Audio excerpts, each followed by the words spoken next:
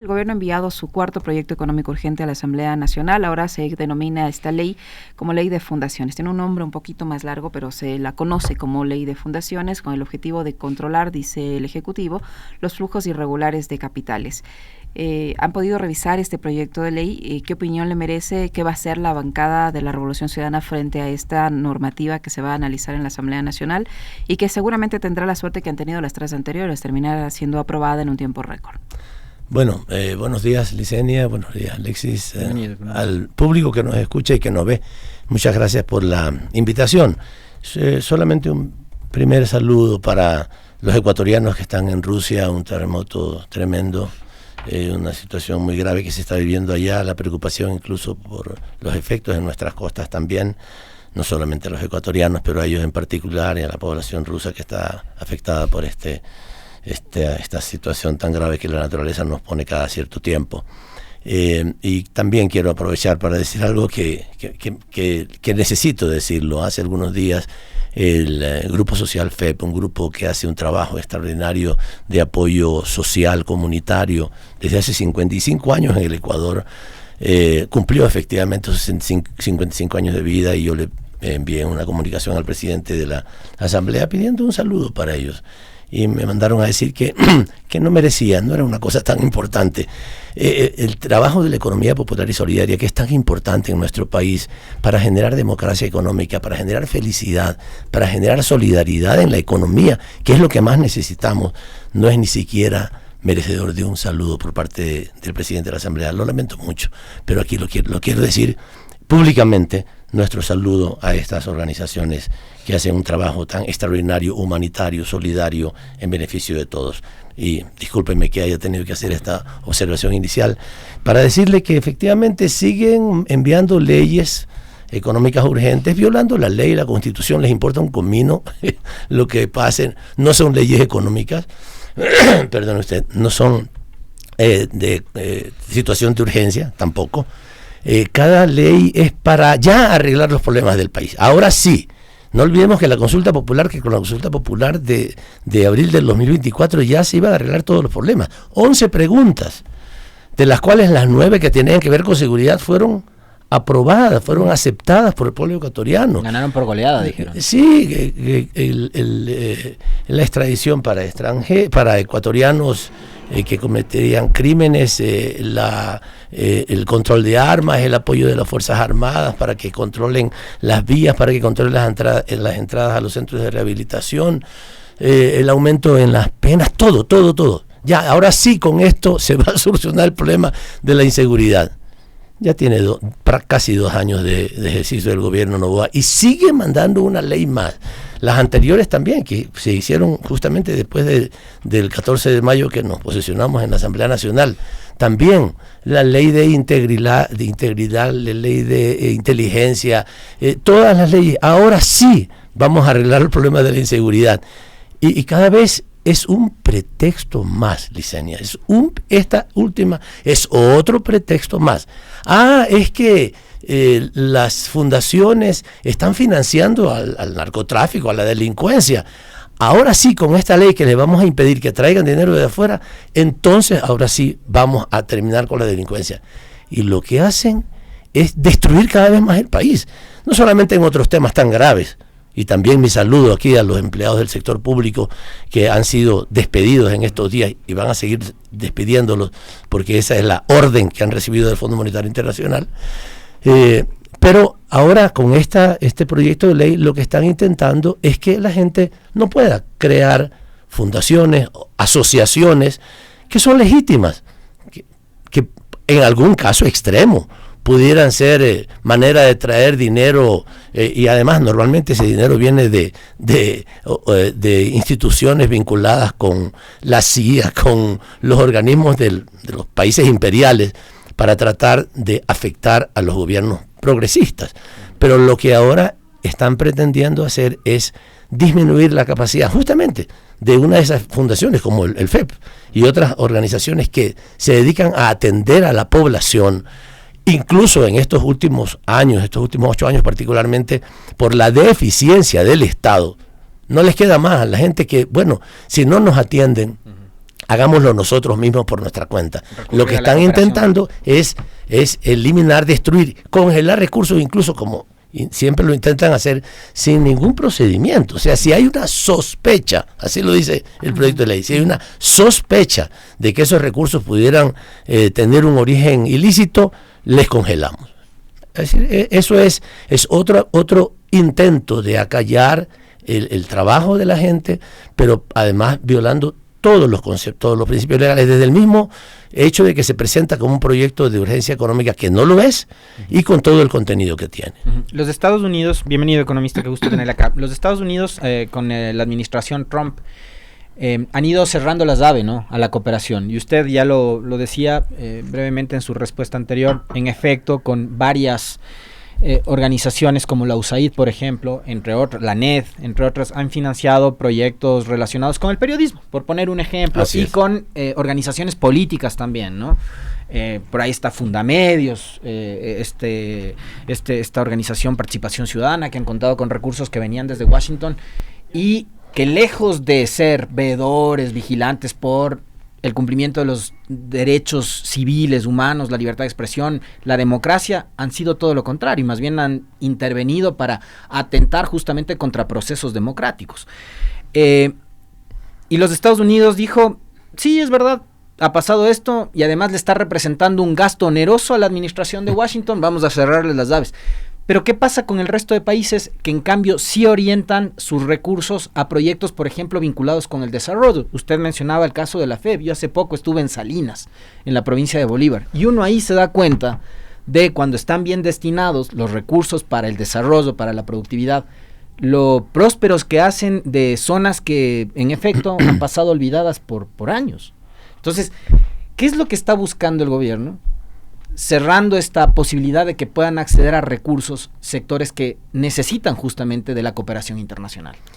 Mira, lamentablemente es monopolizar, porque la economía popular y solidaria, y a propósito de lo que tú hablas de Salinas de Bolívar, es importante que la población que nos ve y nos escucha, en algunos casos, como es más famosa Salinas de Santa Elena, creemos que estamos hablando de Salinas de Santa Elena. No, hay una población que se llama Salinas, un cantón en la provincia de Bolívar, que hace un trabajo maravilloso. Parroquia de Guaranda. Parroquia de Guaranda, que hace un trabajo maravilloso. Comenzó ahí estamos hablando de 40 años atrás, cuando ellos sacaban su leche y los compradores no se las compraban, y se les dañaba la leche, se desperdiciaba.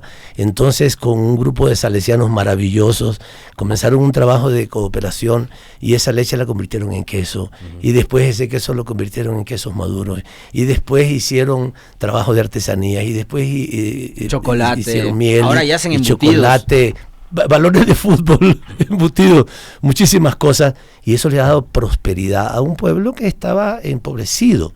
Y claro, y ellos ahora venden sus productos en las cadenas nacionales y en cadenas internacionales. Cuando yo tuve la oportunidad de ser canciller de la República, nos acompañábamos a las ferias internacionales, como acompañábamos también a los grandes exportadores, a los medianos, pero también a los pequeños. Por primera vez fueron acompañados por nosotros, y eso les dio prestancia internacional, mercado internacional. Lamentablemente algunas empresas quieren monopolizar los mercados, y les importa muy poco la vida de la gente. Y entonces, con eso, digamos, claro, como algunas organizaciones también luchan por la libertad, por la verdadera libertad de expresión, luchan por la democracia, por la participación y por el bienestar, a ellos les importa muy poco. Al gobierno nacional le importa poco, pues le importa poco el empleo, le importa poco el desarrollo de la población. Lamentablemente están pensando solamente en sus negocios, en sus sucios negocios, y lamentablemente tienen destruido este país. Durante los dos últimos años, hay que decirlo con claridad, lo que ha hecho Noboa es acabar de destruir la institucionalidad, pero la vida de la gente. Yo he regresado hace pocos meses, después de 6 años de exilio forzado, que comenzó la señora María Paula Romo, aquella ocasión con Moreno, pero he podido sorprenderme muy malamente de lo que está viviendo el Ecuador, cuando no existían aquí vacunas. Ahora las vacunas son el orden del día. cuando no existían barrios en donde tú no podías entrar, controlados por bandas criminales. ¿Qué ha hecho el gobierno con todo el apoyo nacional, internacional, con todas las leyes, con toda la plata que se le ha dado, que no la ha utilizado para la seguridad de la población? ¿Qué han hecho con todos los recursos que tienen? Tienen todos los poderes del Estado controlados. Y cada vez las cifras son peores. Cada vez nos convertimos en el país más peligroso del mundo. O sea, estamos disputando los peores lugares, no solamente en inseguridad, que ya de por sí es lo peor, en mi opinión, el más importante bien social que una sociedad puede tener es la paz y la seguridad.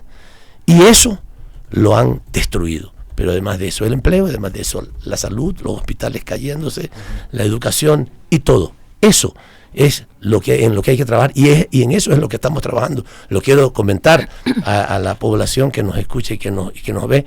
Estamos trabajando los asambleístas de la Revolución Ciudadana en el territorio, viendo los problemas que la gente tiene, denunciando los problemas, fiscalizando el gobierno, exigiéndole respuestas, que es lo que tenemos que hacer en vista de que en la Asamblea Nacional hay un autoritarismo que merecería mejores causas y que no nos dan la palabra, entre otras cosas. Eso quiere decir, ¿no? Yo sabré a quién le doy la palabra. Dijo, no, pero además, después de que un payasito que tienen ahí, histriónico, porque tú usas el histrionismo cuando no tienes argumentos y entonces hace teatro allí. Este sujeto mencionó a muchísimos miembros de la propia asamblea que merecían por elemental sentido y el elemental concepto de el derecho parlamentario, el derecho a la réplica. Después de que ese payasito acabó de decir sus palabras, el presidente de la asamblea dijo, cierro el debate. O sea, hay un desprecio por la gente, es el desprecio que tiene el gobierno y que tiene también el presidente de la Asamblea, lamentablemente. Economista Patiño, todo lo que usted ha expuesto, eso quiere decir que la Revolución Ciudadana o la bancada de la Revolución Ciudadana no va a apoyar esta normativa, porque lo que va a ocurrir es que posiblemente sea aprobada, no le van a poder posiblemente analizar por partes, sino que van a someter a votación todo el cuerpo legal y pasará. ¿Ustedes no la van a apoyar? ¿No hay algo positivo en esta norma? Mira, por ahora no, vamos a revisarla igual con detalle. Recién ayer la enviaron, la hemos visto en su primera versión. No te olvides que a veces en las propias comisiones lideradas o con mayoría de ADN le agregan cosas, claro, que es también ilegal hacerlo, pero tendremos que verlo con detalle, ¿no? Pero en principio, por supuesto, nos parece absolutamente perjudicial que se impida a la gente asociarse, tener recursos para poder defenderse en la vida después de que el Estado nos ha abandonado. Ya sabemos cómo está la situación en la Asamblea Nacional y las pocas posibilidades de intervenir, de debatir, de hablar que tienen ustedes en ese círculo. Pero paralelamente ustedes enfrentan ahora otra situación, es una situación interna difícil, que ha sido aprovechada también por el oficialismo para distraer la atención de asuntos que podrían ser verdaderamente importantes, ¿no? Mientras ustedes están enfrascados en una discusión interna, están aislados en la Asamblea Nacional, hay cosas que están sucediendo en el país y que el resto de ecuatorianos ni nos damos cuenta. Se está avanzando en este proceso de achicamiento del Estado, se está avanzando en este proceso de cooptar funciones e instituciones públicas, se está poco a poco apoderándose de todas las posibilidades de control. ¿Qué van a hacer al respecto? ¿Ustedes cómo van a resolver esta crisis? ¿Tiene solución esa crisis interna que les tiene tan concentrados y distraídos de lo demás? Mira, te digo sinceramente, es un asunto absolutamente normal en toda institución, especialmente en organizaciones políticas, que haya discrepancias. Que haya discrepancias de conceptos, de cómo conduces el movimiento, de cómo trabajas los temas organizativos, de cómo haces la relación con los gobiernos locales. Hay discrepancias, por supuesto que en todo partido político no hay uno solo en el mundo que no haya discrepancias políticas internas. Pero son discrepancias que se discuten en el interior. Y esa comunicación enviada por 5 queridos compañeros es una comunicación al interior. Ya sabemos que los organismos de inteligencia, y ahora además están legalizados prácticamente, se meten en los correos electrónicos, en los teléfonos celulares, y alguien habrá sacado esa información que ellos la enviaron de manera respetuosa al presidente de la República diciéndole: queremos conversar sobre temas. Claro, los términos internos a veces pueden, cuando salen a la luz pública, pueden aparecer como una situación de crisis. Yo personalmente no considero que es una crisis, yo creo que es un proceso de discusión interna, justamente, que corresponde. Se ha dicho, no es que el presidente de la República, el expresidente Rafael Correa, decide por su cuenta lo que le da la gana, lo que es absolutamente falso. El Buró Político del Movimiento se reúne todas las semanas, trata, discute, incluso en muchas ocasiones hasta se vota para tomar decisiones, y como consecuencia de eso, estos 5 compañeros, estos 5 colegas, enviaron una comunicación pidiéndole al presidente discutir temas, poniendo sus argumentos, de tal manera que eso es absolutamente legítimo y regular. Claro, ¿qué hace la gran prensa mediática? Decir: hay una crisis, se está acabando el movimiento de la Revolución Ciudadana. ¿Y por qué lo hacen? Porque nosotros somos el único partido político de oposición, bueno, casi el único partido además de ADN, el Partido Social Cristiano y Pachacuti también con sus crisis, sí, yo creo que ahí sí, bastante estructurales y muy, muy grandes. Pero nuestra organización política es una organización viva, es una organización que tiene representación en todo el país, que tiene una bancada parlamentaria extraordinariamente capaz y representativa, que hacemos oposición, somos los únicos. ¿Qué le interesa a la gran prensa mediática y al gobierno nacional? Seguramente ellos fueron los que hackearon ese dato. Les interesa que la población crea que nosotros estamos terminados, que ya la crisis está echándonos al piso, que no somos nada, y todo lo contrario. La fuerza de la bancada de la Revolución Ciudadana, la fuerza de nuestro movimiento nos convierte en eso, en el único partido de oposición a este gobierno que está trabajando en territorio. ¿Ya? A lo mejor hasta le damos gracias de que no nos den la palabra, porque nos conduce al trabajo en territorio. Lo estamos haciendo. Ustedes ven en todas las redes sociales, en pocos medios de comunicación grandes, tal vez en algunos que sean democráticos sí, pero nuestro trabajo de fiscalización y de protección de los derechos de la población, porque somos el único partido que se opone a este gobierno que intenta destruir la vida de los ecuatorianos. Y usted ha dicho algo que me llama poderosamente la atención, economista, y es el tema del territorio. Y ha mencionado también, y ha señalado a los firmantes de la carta, ¿no? Los 5 son autoridades locales, son 4 prefectos, un alcalde, que da cuenta además de la fortaleza que tiene el movimiento político justamente en el territorio, ¿no? Son las provincias probablemente y las ciudades más grandes del país, están Guayas, Pichincha, Azuay, Manabí, Quito. La pregunta es, ¿con estas autoridades también se coordina? Es decir, cuando usted está en territorio, habla con Aguiñaga, con Paula Pavón, con Pavel Muñoz, con J. Lloret en Azuay, con Leonardo Orlando en Manabí, con Jofre Poma en Sucumbíos, cuando va a Imbabura y le dice al prefecto Richard Calderón: oye, voy a estar, necesito reunirme, juntemos a la militancia. ¿Se coordina con ellos también? ¿Qué está pasando a nivel territorial? Porque creo que es muy importante la ayuda y el apoyo que ellos puedan generar. Así es, sí. Lo que tú dices es muy importante. Es justamente un nivel de coordinación. A mí me ha tocado, ahora al entrar a la asamblea, coordinar un equipo de compañeros asambleístas, que somos como 13 o 14 creo, que estamos trabajando justamente en eso, en la definición, que ya la hicimos hace un mes y que está teniendo muy buenos resultados, de un poco el procedimiento que debemos usar para el trabajo en territorio. Y ese procedimiento tiene algunos contenidos. Bueno, primero, nuestro movimiento, que tiene vida en los territorios, las autoridades locales, que fueron elegidas por la Revolución Ciudadana, los asambleístas y las asambleístas que están trabajando en el territorio permanentemente, y las organizaciones sociales.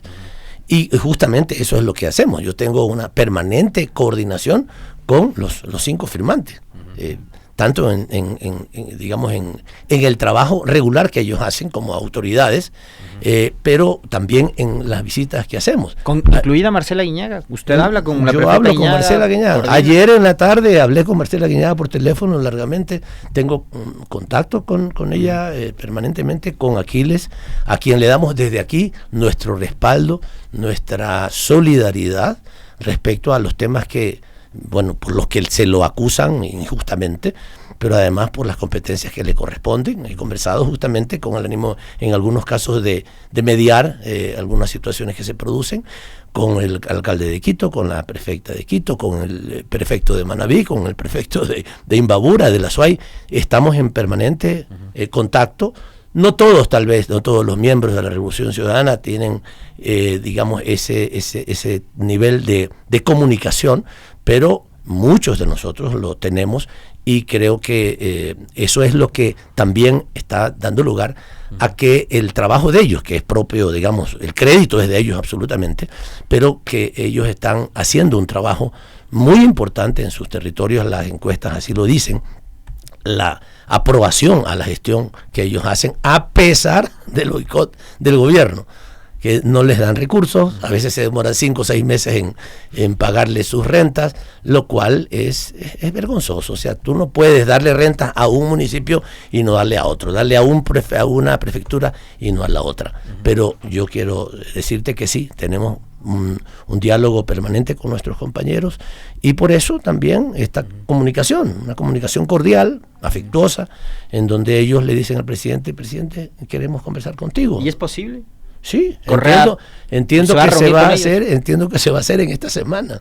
Conozco ya incluso que ya hay una fecha para hacer esa conversación, como lo hace normalmente el presidente de la República. ¿Cómo se debe interpretar en ese contexto de esa conversación que van a tener? ¿Cómo se debe interpretar lo que ha dicho el expresidente Correa, en el sentido de que para ser un partido más es mejor desaparecer, por un lado, y cómo van a hacer también para mejorar los filtros que tienen internamente para seleccionar a los candidatos que luego ocupan curules y ni bien llegan a la Asamblea Nacional, luego se les van escapando por allí y juntándose a otras tiendas políticas, y de una manera absolutamente incoherente? Sí, siempre se pueden cometer errores de información, incluso a veces, aunque no haya errores de información, normalmente, Licenia, los traidores se esconden en una fachada falsa, ¿no? Te presentan una fachada falsa, y después, no olvidemos el mayor traidor que hemos tenido, que es Lenín Moreno. Se presentaba como una persona con unos valores humanos extraordinarios. Yo así lo consideraba, y de repente te demuestra lo que es cuando llega a tener unas condiciones determinadas, o poder, o lo que fuera. De tal manera que sí, yo reconozco que hemos cometido algunos errores en términos, por ejemplo, de selección de algunos candidatos. Pero bueno, entre miles de candidatos hay algunos errores que se cometen. Y también, digamos, se aprovechan determinadas circunstancias los gobiernos que te compran después a gente, aprovechando alguna debilidad que pudiera tener, alguna deuda. Esta señora de los Ríos, por ejemplo, tenía unas deudas. Entonces, bueno, te ofrecen favores, y además para solucionarle la vida a la gente, o que además no son solamente favores, en muchos casos son chantajes, verdaderos chantajes, ya, de que yo sé que tu padre tal cosa, de que tu hermano tal otra cosa, que tiene tal problema, y ya sabes, yo te lo puedo solucionar, pero vote por nosotros. Hay gente con criterio débil, con poca voluntad, con poca moral en muchos casos, que con miedo también, ¿no? O con miedo también, que cede a esos chantajes. Pero no olvidemos, somos una fuerza importantísima en la Asamblea, a pesar de algunas gente que ha salido de nuestra bancada, pero pues tenemos 64 asambleístas, tenemos una fuerza enorme en la Asamblea, en muchos casos digamos, conversando incluso con el Partido Social Cristiano, con Pachacuti, con Independientes, hemos tenido resultados favorables. Ayer, por ejemplo, cuando estos señores de ADN querían fiscalizar al alcalde de Quito por el tema del agua potable, también enfrentado por el alcalde y por el consejo alcaldicio, lo querían llamar a la asamblea. Otro show. Hacer un show para gritarle cualquier tontería, y por supuesto, lo cual es inconstitucional e ilegal. Y mira que en ese caso tuvimos la votación suficiente para evitar un atropello como el que querían estos miembros del gobierno y de ADN, de llevar al alcalde de Quito. Tuvimos, con nuestra votación, que es tremendamente importante, más la conciencia también de algunos otros asambleístas que no son de nuestra bancada, de decir, no, este atropello de ADN no lo vamos a permitir. Tuvimos una votación suficiente para evitar que eso sucediera. Economista, para ir cerrando, porque se nos termina el tiempo en la entrevista, quizás hacer un llamado porque la militancia yo veo que ha entendido y ha recogido todo lo sucedido durante estos días a partir de la dichosa carta, la filtración, la publicación en redes, la respuesta del expresidente Correa. Ha leído de maneras como muy dispersas, ¿no? Y hay un elemento que viene formando parte de la discusión interna, que es el traicionómetro. Ahora también veo que van con un termómetro midiendo la temperatura de los dirigentes y de los militantes, ¿no? Entonces, este es tibio, este no es tibio, entonces le van midiendo la temperatura. Yo siempre voy con 37, entonces no sé si soy o califico entre los tibios, pero hay quienes ya se han puesto en el extremo y dicen, estos son traidores y hay que expulsarles y no sé qué. Y usted cuando regresa a ver y ve los procesos que han vivido, Paola Pavón, con quien usted un día decidió, por ejemplo, salirse del gobierno de Moreno, sentado en una mesa junto a Virgilio Hernández y enfrentarse a la persecución de Moreno. Marcela Guiñaga, que junto a Pavel Muñoz desde la Asamblea y J. Zora también enfrentaron la persecución del morenismo. Leonardo Orlando, que también se salió del gobierno de Moreno junto a ustedes, enfrentó también la persecución en Manabí. No sé si es tan justo coger y etiquetarles y decirles traidores, o ¿cuál es el mensaje ahí a la militancia que de alguna manera, por todo lo que está sucediendo, ha adoptado cierta postura tan radical en contra de ellos y de otros también que han venido siendo parte del proceso? Yo quiero hacer una mención porque el expresidente Correa hace una relación en una respuesta y dice: quien haya filtrado la carta ha cometido un acto de traición. Creo que es justo lo que él dice. Pero por supuesto que hay otras personas que aprovechan estas circunstancias para acusar a estos queridos compañeros de traidores, y esto es absolutamente injusto. Ya, estamos hablando de personas que, como tú has dicho, han enfrentado la persecución, pero no solamente eso, han trabajado por su pueblo, han trabajado muchísimo, desde distintas funciones, desde funciones muy básicas en ministerios, en su vida particular, en sus iniciativas sociales, y también ahora desde los gobiernos locales y provinciales. Yo los considero en el mejor, los tengo en el mejor concepto.